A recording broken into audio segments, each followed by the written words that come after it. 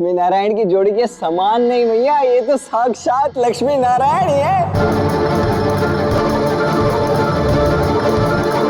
सत्य कहा, हमारे लिए तो ये साक्षात लक्ष्मी नारायण ही है। इसीलिए अब सत्कार बरसाना के जमाई का नहीं, हमारी इस लक्ष्मी नारायण की जोड़ी का होगा। अरे बलराम दाऊ, आपके सत्कार के लिए भी हमने विशेष आसन बनाया है। सखियों, जाओ आसन लेकर आओ।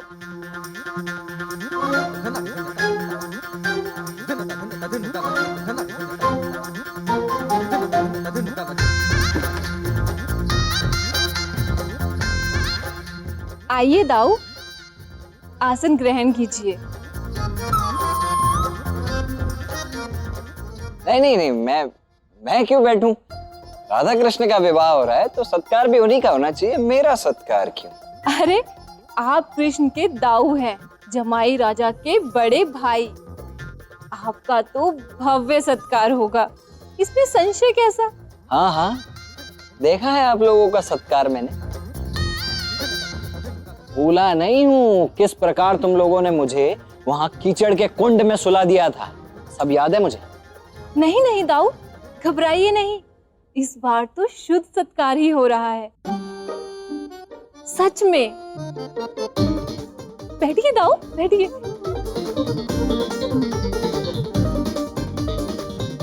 तब तो ठीक है, वैसे उचित ही सोचा है तुमने। अब मेरा सत्कार तो होना ही।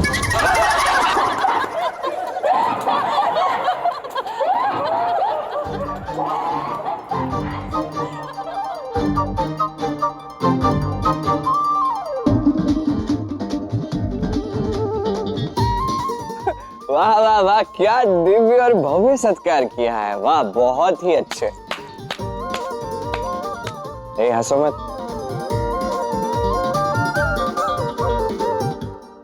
दाऊ आपको लगी तो नहीं?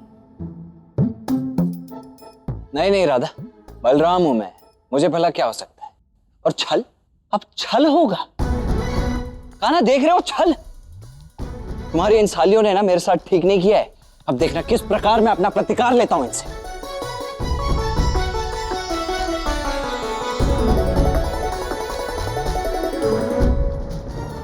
मेरी राधा अब किसी और की होने जा रही है बाबा, और मैं ये देख नहीं सकता।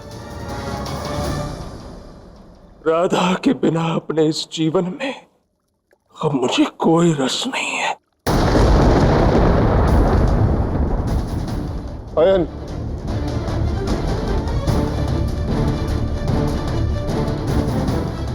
कुछ करिए।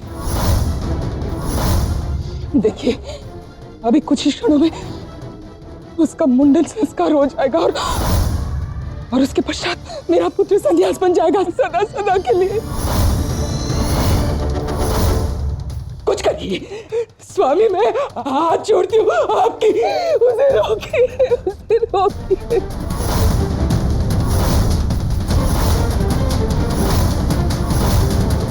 रोकिए उसे, रोकिए मेरे पुत्र को। मैं इसके लिए प्रेम कहां से लाऊं, राधा कहां से लाऊं? और यदि मैं ऐसे करता हूं तो उचित नहीं करूंगा। तो ठीक क्या है? ठीक क्या है? वो कृष्ण जो आपके आराध्य का इतना बड़ा अपमान किया, उसका प्रेम है? वो राधा से विवाह करेगा तो उचित है? और आपको दिखाई नहीं देता, मेरे पुत्र का प्रेम दिखाई नहीं देता आपको? राधा के लिए वो अपने जीवन का त्याग कर रहा है। क्या उचित है महापंडित? हमारी राधा किसके साथ अधिक प्रसन्न रहेगी? स्वयं सोच के देखिए, उस कृष्ण के साथ या मेरे पुत्र अयन के साथ?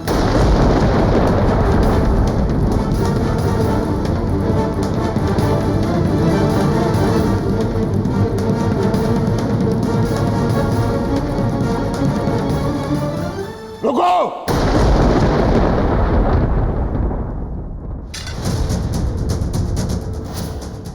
तुम्हें अपने पिता की सौगंध है पुत्र, तुम्हें सन्यास ग्रहण नहीं करोगे।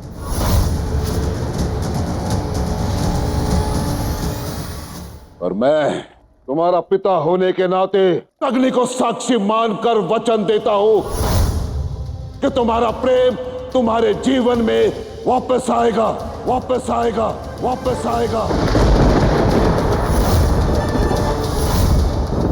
और मैं अपने इस वचन को सार्थक करूंगा। राधा का विवाह तुमसे होगा और किसी से नहीं। ये मेरा वचन है, वचन है, वचन है।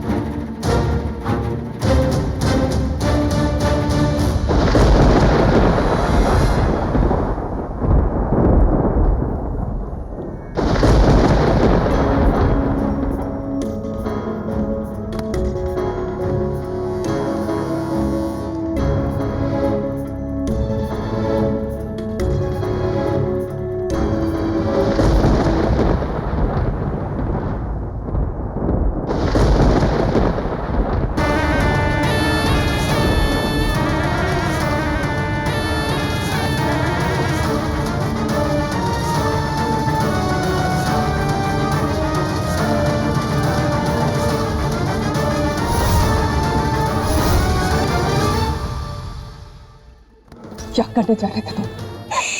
तुम्हें मेरी चिंता नहीं है? हाँ, शांत हो जा। तब क्या करूं मां? पुत्र जो हूं तुम्हारा, अभिनय प्रतिभा मुझ में भी बहुत है।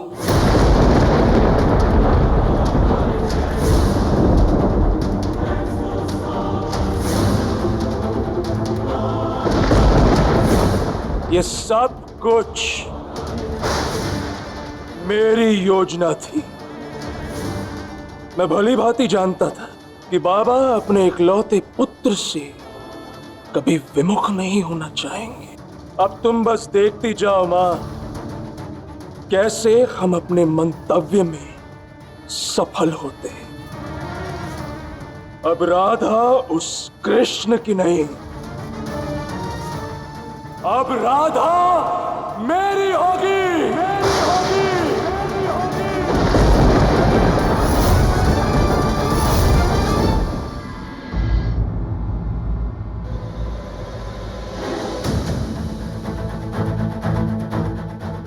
बच्ची कहाँ रह गए थे आप? बड़ा विलंब कर दिया आपने। भाई, आपके मंत्रों के बिना जमाई सत्कार पूर्ण हो सकता है क्या? आइए, चलिए चलिए आइए। नहीं ऋषभान जी, मुझे आपसे एक महत्वपूर्ण बात करनी है। बातें बाद में होती रहेंगी, आप चलिए ना, आइए। नहीं ऋषभान जी, बात अत्यंत महत्वपूर्ण है, मुझे अभी करनी है।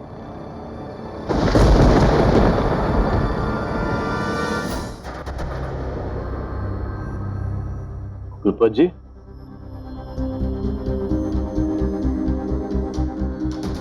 क्या बात है, सब ठीक तो है ना? जी ऋषभान जी, कैसे कहूं आपसे मैं। देखिए, हर वक्त पे मैंने आपका साथ दिया, आपकी सहायता की। आपको इस बात को तो ज्ञात ही है कि मैं इस मित्रता के लिए अपने प्राण भी दे सकता हूं। निसंदेह गुरुपत जी, मैं जानता हूं, किंतु बात क्या है? ऋषभान जी, मैं बहुत बड़े धर्म संकट में फंस गया हूं, बहुत बड़े धर्म संकट में। यदि मैंने अपने पुत्र के प्रति धर्म नहीं निभाया तो मेरा पुत्र अयन संन्यास ग्रहण कर लेगा। क्या? किंतु क्यों? ऐसा क्या चाहिए अयन को? बोलिए ना गुरुपत जी, जो भी उसे चाहिए होगा हम देंगे उसे, किंतु उसे संन्यास नहीं लेने देंगे। आप बताइए मुझे, क्या चाहिए उसे? प्रेम।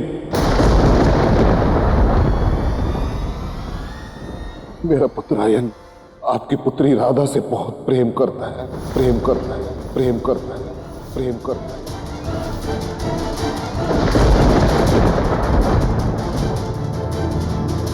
बहुत अधिक प्रेम करता है। उसे राधा का प्रेम चाहिए, उसे राधा का प्रेम चाहिए, उसे राधा का प्रेम चाहिए, उसे राधा चाहिए।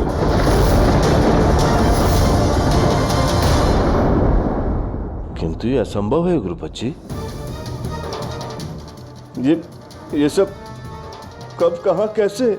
कब कहां कैसे ये सब भूल जाइए। देखो इतने वर्ष पुराने मित्र हैं हम, इतना तो आप मेरे लिए कर ही सकते हैं। अयन और राधा का विवाह करवा दीजिए। यह असंभव है गुरुपत जी। असंभव है? हाँ, आप जानते हैं, मैं जानता हूं कि मेरी पुत्री राधा कृष्ण से प्रेम करती है। उनका प्यार परिशुद्ध है, उन्हें अलग करना महापाप होगा। यह असंभव है गुरुपत जी। ये आप कह रहे हैं वृषभान जी? मेरा पुत्र आपके पुत्री के लिए संन्यास ग्रहण करने जा रहा है वृषभान जी। और आप बात कर रहे हैं उस कृष्ण की जो ढोंगी है, अहंकारी है, जो भगवानों का अपमान करता फिरता है। देखिए वृषभान जी, वो क्षमा कीजिए गुरुपत जी, किंतु यहां पर आप बिल्कुल गलत हैं। मैं कदापि ऐसा नहीं होने दूंगा। मेरी पुत्री राधा कृष्ण की है और वो हमेशा उसी की रहेगी, किसी और की नहीं हो सकती है। जब एक पिता अपनी पुत्री के प्रेम में अंधा हो जाता है तब उसे उसकी भलाई दिखाई नहीं देती। देखिए वृषभान जी, राधा मेरी पुत्री समान है, मैं सदैव उसका भला ही चाहूंगा। मान जाइए।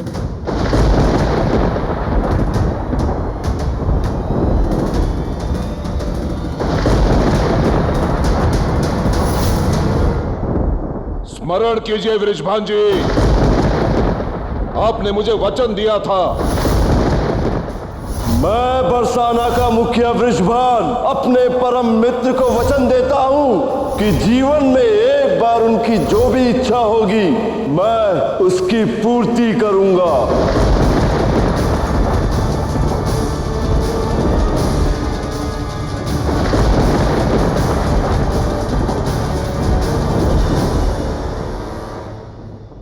मुझे दिया वचन आपको निभाना पड़ेगा वृषभान जी।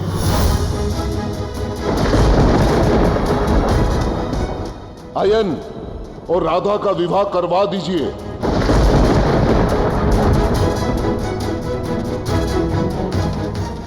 यह आप क्या कह रहे हो गुरुपत जी?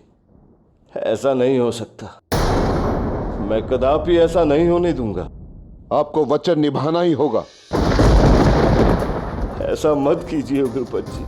मेरी पुत्री राधा को आप अपनी पुत्री कहते हैं और उसी के साथ अन्याय।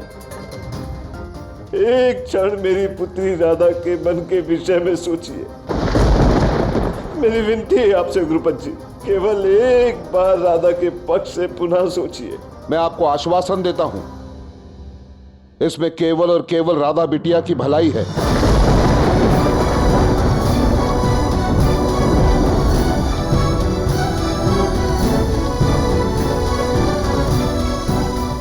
और अगर मैं ये वचन नहीं निभाऊं तो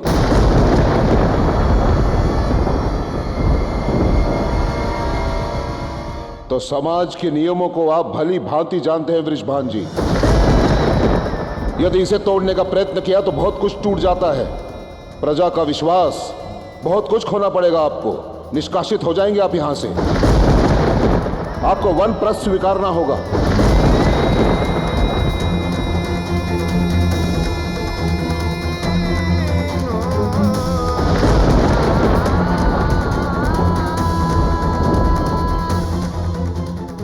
मेरी केवल आपसे यही विनती है कि आप ऐसा ना करें। निर्णय आज भी आप ही का होगा वृषभान जी। प्रणिपात।